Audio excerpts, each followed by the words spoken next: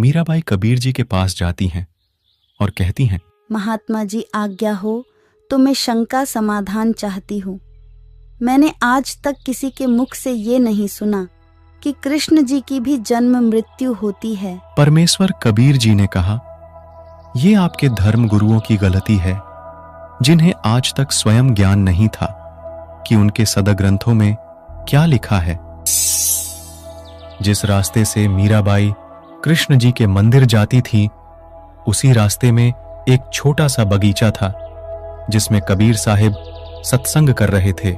मीराबाई ने देखा, यहां पर परमात्मा की चर्चा चल रही है। परमेश्वर कबीर जी संक्षिप्त में सृष्टि रचना का ज्ञान सुनाते हुए कहते हैं, बच्चों, श्री कृष्ण जी से भी ऊपर और भी सर्वशक्तिमान परमात्मा है।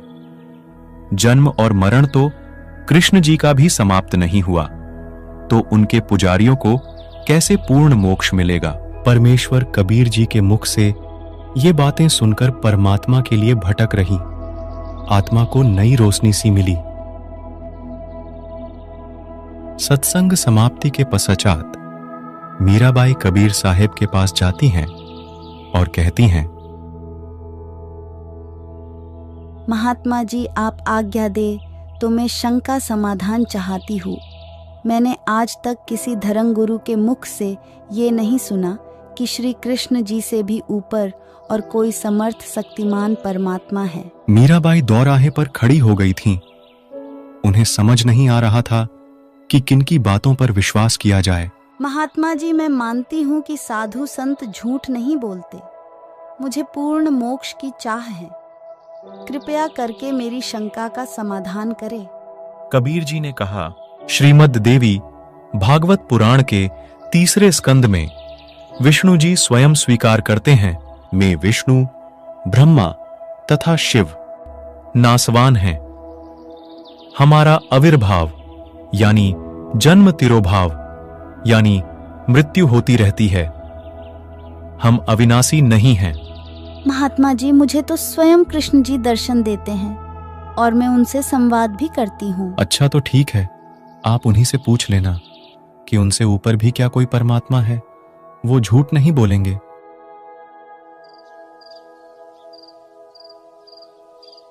मीराबाई रात्रि के समय श्री कृष्ण जी का आवाहन करती हैं। त्रिलोकीनाथ प्रकट हुए। मीराबाई ने अपनी शंका का समाधान के लिए निवेदन किया, हे प्रभु, क्या आपसे ऊपर भी कोई परमात्मा है? परमात्मा तो है, लेकिन वो किसी को दर्शन नहीं देते।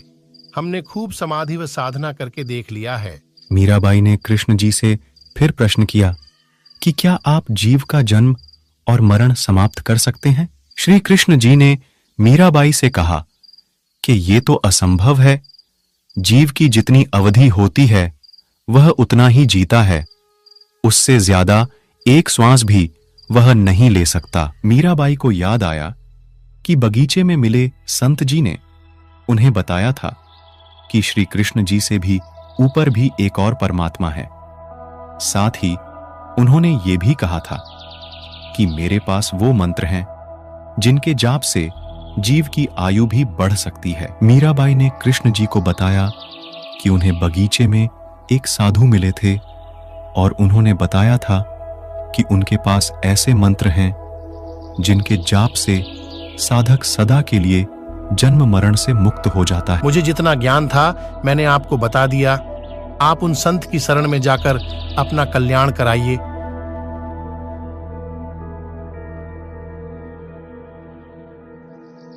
अगले दिन मीरा मंदिर नहीं जाकर सीधे संत जी के पास गई और श्री कृष्ण जी के साथ हुई। सारी वार्ता कबीर जी को बताई और कबीर जी से दीक्षा लेने की इच्छा व्यक्त की। संत जी, मैं तो परमात्मा प्राप्ति के लिए निकली हूँ। मुझे तो पूर्ण मोक्ष की चाह है। कृपया करके नाम दीक्षा देकर इस दासी का कल्याण करे। वो देखो, सामने बैठे रविदास जी नाम दीक्षा देने के अधिकारी हैं। उन्हीं से विनम्रता से विनती करें और वो ही आपको दीक्षा देंगे। मीरा जी तुरंत रविदास जी के पास जाकर बोली। मीराबाई जी ने कहा, संत जी दीक्षा देकर कल्याण करें। कृपया करके नाम उपदेश दे और मेरा कल्याण करें। संत रविदास जी ने कहा, मैं चमार जाति से हूँ और आप ठाकुरों की बेटी हो। आपके समाज के लोग आपको बुरा भला कहेंगे। आप एक बार पुनः विचार करें। कल को जब कुतिया बनूंगी तब ये समाज क्या करेगा? मीरा के सच्चे भक्ति भाव को देखकर रविदास जी उन्हें प्रथम नाम उपदेश दे देते हैं। अब मीराबाई दोनों समय, दिन और रात सत्संगों में जाने लगी।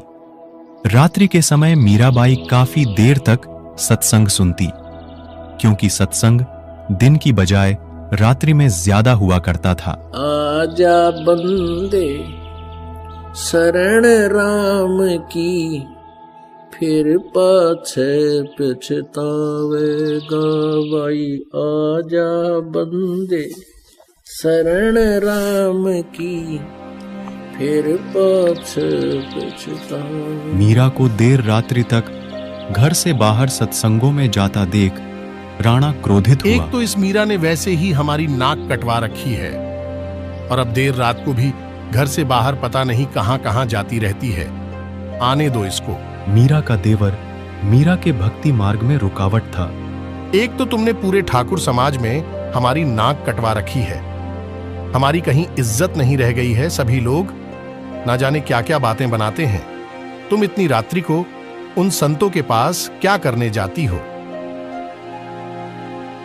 यदि कोई व्यक्ति मनुष्य जीवन में भक्ति नहीं करता है तो जब वह 84 लाख योनियों में जन्म लेता है, निवस्त्र होकर गलियों में घूमता फिरता है, तब उसकी इज्जत कहाँ रह जाएगी? मीराबाई की इन बातों को सुनकर राणा और भी क्रोधित हो जाता है और उसे समझाने के लिए उनकी माता को भेजता है। लेकिन मीराबाई जी ने तब भी सत्संग में जाना बंद नहीं किया। कुछ वर्षों के पश्चात देवर के अत्याचारों से दुखी होकर मीराबाई वृंदावन जाकर रहने लगी। वृंदावन में मीराबाई को कबीर परमात्मा एक साधु के रूप में मिले और उन्हें बताया कि अभी तो आगे की पढ़ाई शेष है, यानी कि प्रथम नाम के उपदेश से मोक्ष नहीं होगा। कबीर परमात्मा ने मीराबाई को सतनाम दिया। फिर मीराबाई को कबीर परमात्मा ने वही रूप दिखाया जिसमें वह रविदास जी के साथ उन्हें मिले थे। दर्शकों, अब आप सोच रहे होंगे कि कबीर जी भी तो यहाँ पर जन्म लेकर आए थे, उनकी भी तो मृत्यु हुई थी, आप उनको परमात्मा कैसे सिद्ध कर सकते हो? तो इसी के लिए हाँ देखिए हमारी आगे की वीडियो। इसमें हम आपको बताएंगे कि कौन थे कबीर साहब और वो कैसे अपने निज धाम सतलोक गए थे। पाथर पूजे हरि मिले तो मैं पूजू पहाड़, ताते वो चक्की भली पीस खाए संसार। काकर पाथर जोड़कर मस्जिद लई बनाए, तापर मुल्ला बांग दे क्या बहरा हुआ खुदाए। धार्मिक पाखंड के विरुद्ध इस तरह की वाणियां पहचान है उस संत की जो अध्यात्म का आधार है, जिनकी वाणी के बिना सब संत समागम अधूरे होते हैं। हम बात कर रहे हैं कबीर जी की, काशी वाले उसी धाड़क कबीर की जिनकी महिमा सभी धर्म ग्रंथ करते हैं। कबीर जी ने हर प्रकार के धार्मिक सामाजिक पाखंड का अपनी मार्मिक वाणियों द्वारा घोर विरोध किया और हमें एक नई दिशा व सद्ज्ञान देने का अटल प्रयास किया। वेद पढ़े पर भेद न जाने, बाँचे पुराण 18। पत्थर की पूजा करें, भूल गए सिरजनहारा। कबीर गला काट बिस्मिल करें, वे काफिर बेबूजम। औरा काफिर बता वही, अपना कुफर न सूजम। इसी तरह जात पात के ऊपर भी कबीर जी ने अपनी अमर वाणी बोली है। काहे को कीजे पांडे छूत विचार, छूत ही ते उपजा सब संसार। हमरे कैसे लोहू, तुमरे कैसे दूत, तुम कैसे ब्राह्मण पांडे, हम कैसे सूत। कबीर जी इस तरह की वाणी सुनाते ही रहे और यही संदेश सुनाते सुनाते अपने सतलोक में सह शरीर चले गए। और कबीर साहिब जी जाते जाते भी 120 वर्ष की आयु में ऐसी भ्रांति को दूर कर गए जो उस समय पंडितों ने फैला रखी थी। काशी के तो पंडित कूके मगहर मरो न कोई, वातो पृथ्वी सूची नाही, त्रिशंख पड़ा बिलाए। उस समय हिंदू धर्म गुरुओं पंडितों ने एक प्रथा बना रखी थी कि जो व्यक्ति काशी में प्राण त्यागता है उसे स्वर्ग प्राप्त होता है, तथा जो मगहर में मृत्यु को प्राप्त होता है वो गधा बनता है। कारण यह बताया जाता था कि मगहर नगर शिव के श्राप से श्रापित है। वहां की आमी नदी भी शिव जी के श्राप से सूख गई थी। यह धर्म गुरुओं का मनमाना आचरण बताते हुए पूर्ण परमात्मा कबीर साहिब जी कहते हैं, भूमि भरोसे बूढ़ ही कल्पत है दहुदीन, सबका सदगुरु कुल धनी मगहर बये ल्योलीन। इस वाणी में कबीर साहिब जी समझाते हैं कि मनुष्य स्वर्ग जाएगा या नरक, यह मनुष्य के कर्म आधार से निर्धारित होता है। परमात्मा कबीर साहिब जी कहते हैं कि भक्ति करनी चाहिए, भक्ति नहीं करने वाला व्यक्ति दुनिया की किसी भी जगह मृत्यु को प्राप्त हो, उसे नरक ही प्राप्त होगा। मुक्ति खेत मथुरापुरी, वहाँ कीना कृष्ण की लोल, कंस केसी चानौर से वहाँ फिरते डामाडोल। परमात्मा कहते हैं कि मथुरा जिसे आप लोग मुक्ति का धाम बताते हो, क्योंकि श्री कृष्ण जी ने वहाँ लीलाएं की थी, लेकिन उसी मुक्ति धाम में कंस केसी चानौर की दुर्गति से मृत्यु हुई। परमात्मा कहते हैं कि स्वर्ग नरक कर्म आधार से प्राप्त होते हैं, किसी जगह विशेष पर मरने से नहीं। कबीर जी ने इसी भ्रम का निवारण करने के लिए कहा कि मैं मगहर में अपना शरीर छोड़ूंगा और तुम सब देखना कि मैं कहाँ जाऊंगा। इस बात से हजारों की संख्या में लोग निश्चित दिन मगहर में पहुंच गए। कबीर जी ने कहा कि मैं बहते पानी में स्नान करूंगा। राजा ने बताया कि यहाँ एक आमी नदी हुआ करती थी जो भगवान शिव के श्राप से सूख चुकी है। कबीर जी ने उस नदी की तरफ अपने हाथ से इशारा किया, जैसे ट्रैफिक पुलिस वाहनों को चलने का इशारा करती है। इशारा करते ही थोड़ी दूरी पर एक बम फटने जैसी आवाज आई और नदी पानी से भरकर चल पड़ी। सभी ने ये लीला देखकर कबीर जी की जय जयकार की और नदी में स्नान किया। कबीर परमात्मा की लीला का आज भी जीवित प्रमाण है और आज भी आमी नदी में पानी बह रहा है। मगहर के नवाब बिजली खान पठान व काशी नरेश वीर देव सिंह बघेल जो कबीर जी के शिष्य बन चुके थे, वो दोनों ही अपनी अपनी सेना लेकर वहां पहुंच गए थे। स्नान करने के बाद कबीर जी ने उनसे पूछा कि सेना किस लिए लाए हो। दोनों राजाओं ने गर्दन नीची कर ली। तभी वहां खड़ी भीड़ में से आवाज आई कि मुस्लिम लोगों ने कहा, आप हमारे पीर हैं, हम आपका अंतिम संस्कार मुस्लिम रीति से करेंगे, इन काफिर हिंदुओं के हाथ नहीं लगने देंगे। हिंदुओं ने कहा कि हम कटकर मर जाएंगे, लेकिन भगवान आपका शव इनके हाथ नहीं लगने देंगे। दोनों धर्म के लोगों को एक दूसरे को मरने मारने पर उतारू देख कबीर जी ने कहा कि अरे नादानो, क्या 120 वर्ष तक तुम्हें यही शिक्षा दी मैंने? सभी शर्मिंदा हो गए। कबीर जी ने आदेश दिया कि यदि आपस में लड़े तो तुम सबको मेरी 3 तलाक है। मेरे जाने के बाद शरीर के स्थान पर जो कुछ भी मिले आधा आधा बांट लेना, लेकिन लड़ना मत बच्चों। भक्तों ने एक चद्दर बिछाकर उस पर सुगंधित फूल डाल दिए। उस पर कबीर जी लेट गए। एक चद्दर ऊपर डाल दी। थोड़ी देर में आकाशवाणी हुई, उठा दो पर्दा, इसमें नहीं है मुर्दा। लोगों ने जब आसमान की तरफ देखा तो एक अद्भुत प्रकाश ऊपर की ओर जा रहा था। आकाशवाणी में कबीर साहिब जी ने पंडित और ज्योतिषियों से कहा कि खोलो अपने पत्रे और देख लो मैं कहाँ जा रहा हूँ। सबने देखा और कहा कि यहाँ तो सब नक्षत्र ही बदल गए हैं, ये तो स्वर्ग से भी ऊपर की ओर जा रहे हैं। तभी तुरंत चद्दर हटाकर देखा तो दोनों चद्दरों के बीच में सुगंधित फूल मिले, जिसे देखकर सभी हिंदू मुसलमान जो लड़ाई करने वाले थे वो आपस में लिपटकर फूट फूट कर रोने लगे। सभी एक दूसरे के गले लगकर इस प्रकार रोने लगे जैसे बच्चों की माँ मर जाती हो, जैसे वो अनाथ हो गए हों।